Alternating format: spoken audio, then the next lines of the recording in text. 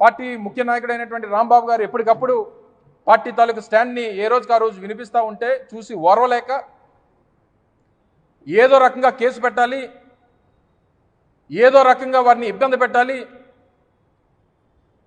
ఏదో రోజు ఆయన్ని హత్య చేయాలనేటువంటి ఒక కార్యాచరణ మీరు తీసుకున్నారు. అందులో భాగంగానే ఈరోజు జరిగినటువంటి దాడి అనేటువంటి విషయాన్ని ఈ సందర్భంగా ప్రజలందరూ కూడా తెలియజేస్తూ ఉన్నారు. ఈ తెలుగుదేశం పార్టీకి ఇదేం కొత్త కాదు. ఎప్పుడు ఉమ్మడి రాష్ట్రం నుంచి ఈ రోజు వరకు వారి పార్టీ స్థాపించినటువంటి రోజు నుంచి ఎవరు ఈ పార్టీ మీద మాట్లాడినా, ఎవరు ఈ పార్టీ మీద గలమెత్తినా వారిని హత్య చేసేటువంటి కార్యక్రమం వీరికి ఏం కొత్త కాదు. ఆ రోజు 1988లో ఆ రోజు ప్రతిపక్షంగా వంగవీటి మోహనరంగ కాంగ్రెస్ పార్టీ శాసనసభ్యుడిగా ఆ రోజు విజయవాడ ప్రాంతంలో తెలుగుదేశం పార్టీని, రాష్ట్రంలో ఆ రోజు తెలుగుదేశం పార్టీని ఎదురిచ్చేటువంటి కార్యక్రమం చేస్తే, పేద ప్రజల కోసం ఆ రోజు దీక్ష చేస్తే ఆ దీక్షలో వారిని హత్య చేసినటువంటి ఘటన నేటికి కూడా ఈ రాష్ట్ర ప్రజలు మర్చిపోలేరు. 2015 సంవత్సరంలో 2014లో వారు అధికారంలోకి వచ్చినప్పుడు వారు ఇచ్చినటువంటి హామీలను నిలదీస్తూ కరెక్ట్గా 10 సంవత్సరాలు అయింది. 2016 జనవరి 31వ తారీఖున ఇదే ముద్రగడ పద్మనాభం గారు తుని సంఘటన జరిగి నేటికి 10 సంవత్సరాలు. ఆ రోజు ప్రభుత్వాన్ని నిలదీసి ఓ ప్రజల్లో ఒక ఉద్యమాన్ని తీసుకొని వస్తే తర్వాత వారిని హత్య చేయాలనేటువంటి ప్రయత్నం చేశారు. ఏ రకంగా రాజమండ్రి హాస్పిటల్లో పెట్టి ఎవరిని కలనివ్వకుండా వారి భార్య పిల్లల్ని నోటుకొచ్చినటువంటి బూతులు తిట్టి పోలీసులతో తన్నించి చివరికి ముద్రగడ పద్మనాభం గారిని చంపాలనేటువంటి ప్రయత్నం చేశారు. తిరిగి అధికారాన్ని కోల్పోయారు. మళ్ళీ మొన్న 2024లో అధికారంలోకి వచ్చారు. మళ్ళీ ఈరోజు అంబటి రాంబాబు గారిని మీ ప్రభుత్వాన్ని ప్రశ్నిస్తున్నారని, ప్రభుత్వం చేస్తున్నటువంటి ప్రజా వ్యతిరేక కార్యక్రమాలని నిలదీస్తూ ఉన్నారని, మీరు అమలు చేస్తున్నటువంటి రెడ్ బుక్ రాజ్యాంగాన్ని ప్రశ్నిస్తున్నారని మీరు వారి మీద దాడి చేసి వారిని చంపాలనేటువంటి ప్రయత్నం చేస్తే వైఎస్ఆర్ కాంగ్రెస్ పార్టీ చూస్తూ ఊరుకోదనేటువంటి విషయాన్ని తెలియజేస్తూ ఉన్నా. కల్తీ నెయ్యి అన్నారు, అందులో జంతు కొవ్వు కలిసిందన్నారు, పంది కొవ్వు కలిసిందన్నారు, లేనిపోయినటువంటి తప్పుడు ప్రచారాలు చేశారు. దాన్ని నిలదీస్తే మీరు హత్యలు చేయడానికి కూడా వెనకాడినటువంటి పరిస్థితులు కనబడతా ఉన్నాయి. లేనిపోయినటువంటి తప్పుడు ప్రచారాలు చేసి వాటి మీద ఫ్లెక్సీలు వేసి రాష్ట్రంలో అనేక ప్రధాన కూడల్లో మీరు పెద్ద ఎత్తున ఫ్లెక్సీలు ఏర్పాటు చేసి మీరు చేసినటువంటి పాపాన్ని మళ్ళీ కప్పుపుచ్చుకునేటువంటి ప్రయత్నం చేస్తారా? మీరు చేసినటువంటి పాపం మీరు ఎన్ని జన్మలెత్తినా సరే ఆ పాపానికి ప్రాయశ్చిత్తం ఉండదు అనేటువంటి విషయాన్ని తెలియజేస్తా ఉన్నా.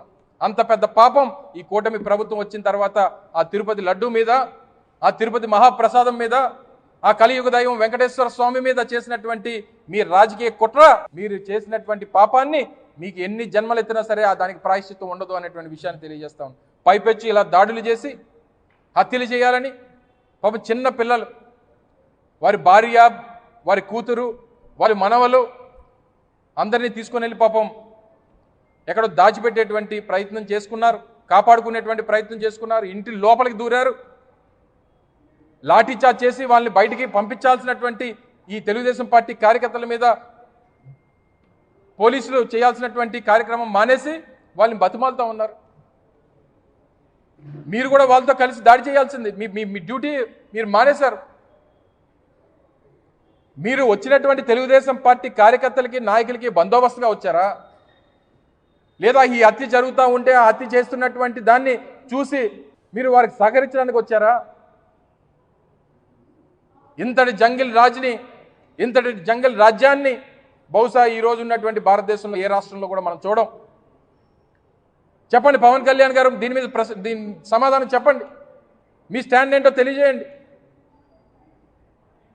మీరు చేసినటువంటి మీరు చట్టాల గురించి, న్యాయాల గురించి, లా అండ్ ఆర్డర్ గురించి, శాంతి భద్రతల గురించి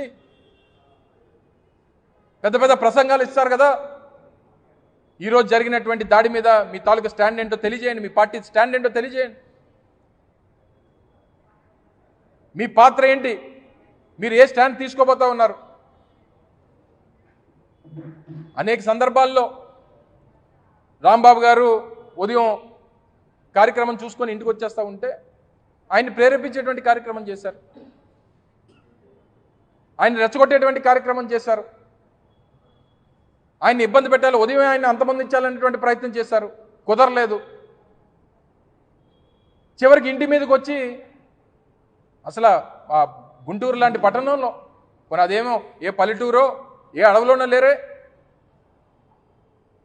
గుంటూరు సిటీలో గుంటూరు కార్పొరేషన్ లిమిట్స్లో ముఖ్యమంత్రి కార్యాలయానికి ఇప్పుడు వారు నడుపుతున్నటువంటి వారి రాజధానికి కూతవేడు దూరంలో డీజీపీ కార్యాలయానికి అత్యంత సమీపంలో అక్కడ ఎస్పీలు అక్కడ ఉన్నటువంటి పోలీస్ స్టేషన్లకి అత్యంత సమీపాన ఈ రకంగా తెలుగుదేశం పార్టీ నాయకులు కార్యకర్తలు దాడి చేస్తూ ఉంటే పోలీసులు ప్రేక్షక పాత్ర వహిస్తే, అంటే ఒక రాష్ట్రంలో ఒక ఉన్నతమైనటువంటి పదవిలో మాజీ మంత్రి హోదాలో ఉన్నటువంటి ఒక వ్యక్తి ఆ ఇంటి మీద ఈ రకంగా దాడి చేసి వారిని హత్య చేయాలనేటువంటి ప్రయత్నం చేస్తే ఇంకా సామాన్యుల తాలూకు పరిస్థితి ఏంటి, శాంతి భద్రత తాలూకు పరిస్థితి ఏంటి? మరొకసారి ఈ సందర్భంగా వైఎస్ఆర్ కాంగ్రెస్ పార్టీ తరఫున తెలుగుదేశం పార్టీ కూటమి నాయకులందరూ కూడా హెచ్చరిస్తా ఉన్నా, ప్రతి దానికి కర్మ అనేటువంటిది ఉంటుంది. ఆ కర్మ అనేటువంటిది తిరిగి మన దగ్గరికి వస్తే ఏ రకంగా ఉంటుందో రేపు వైఎస్ఆర్ కాంగ్రెస్ పార్టీ అధికారంలోకి వచ్చాక రుచి చూపిస్తాం అనేటువంటి విషయాన్ని ఈ సందర్భంగా మరొకసారి తెలియజేస్తా ఉన్నా. ఎద్దు ఎప్పుడు ఒకవైపు పడుకోదు, రాత్రి అయినంత మాత్రాన పగలు రాకుండా మానదు, అస్తమించినటువంటి సూర్యుడు మళ్ళీ సూర్యోదయం అవ్వకుండా మానడు. ఇవన్నీ కూడా గుర్తుపెట్టుకోవాలని చెప్పి ఈ సందర్భంగా హెచ్చరిస్తా ఉన్నా. వైఎస్ఆర్ కాంగ్రెస్ పార్టీ దీన్ని తీవ్రంగా ఖండిస్తూ ఉంది. దీని మీద ఏ రకమైనటువంటి చర్యలు తీసుకుంటారో, ఏ రకంగా ప్రభుత్వం సమర్థించుకుంటుందో, ఏ రకంగా ప్రభుత్వం వివరిస్తుందో ప్రజలకి, ఆ ప్రభుత్వంలో ఉన్నటువంటి పెద్ద మనుషులు ఏం చెప్తారో, మీరు చేసినటువంటి పాపాలు ఏ రకంగా దానికి మీరు సమాధానాలు ఇస్తారో అందరం కూడా ఎదురు చూస్తుంటాం. దీన్ని మాత్రం ఇక్కడితో విడిచిపెట్టేటువంటి ప్రసక్తే లేదు. ఒకప్పుడు వంగవీటి మోహనరంగ, గతంలో ముద్రగడ పద్మనాభం గారు, ఈరోజు అంబటి రాంబాబు గారు. అంబటి రాంబాబు గారు అనేటువంటి వ్యక్తి వైఎస్ఆర్ కాంగ్రెస్ పార్టీ పునాదుల నుంచి ఈ పార్టీ కోసం నిలబడినటువంటి వ్యక్తి. కేవలం ఆయన కంఠంతో ఏ రోజు కూడా తప్పుడు మాటలు మాట్లాడినటువంటి సందర్భాలు లేవు. ఆయన మాటల్లో వ్యంగ్యం ఉంటుంది తప్ప ఆయన మాటల్లో ఏ రోజు కూడా తప్పుడు పదాలు వాడినటువంటి పరిస్థితి ఏ రోజు ఏ సందర్భంలో కూడా లేదు.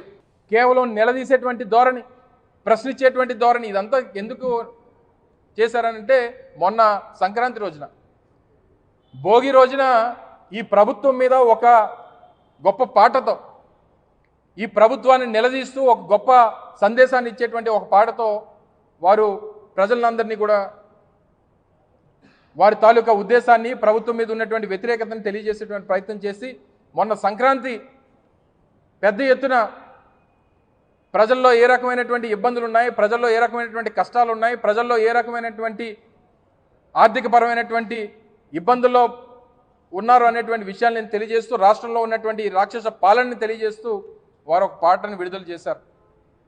దాని మీద కోపం కనబడతా ఉంది ప్రభుత్వానికి. ప్రభుత్వాన్ని నిలదీస్తున్నాడు అనేటువంటి కోపం కనబడతా ఉంది, ప్రభుత్వాన్ని ప్రశ్నిస్తున్నాడు అనేటువంటి కోపం కనబడతా ఉంది. రెడ్ బుక్ రాజ్యాంగాన్ని ప్రశ్నిస్తున్నాడు, రెడ్ బుక్ రాజ్యాంగాన్ని పట్టించుకోవట్లేదు అనేటువంటి ఒక ధోరణి ఈ ప్రభుత్వ పెద్దల్లో కనబడుతుంది. వీటన్నిటినీ కూడా అంటే ప్రశ్నించేటువంటి ప్రతి కంఠాన్ని కోయాలనేటువంటి ప్రయత్నం ఈ ప్రభుత్వం చేస్తూ ఉంది.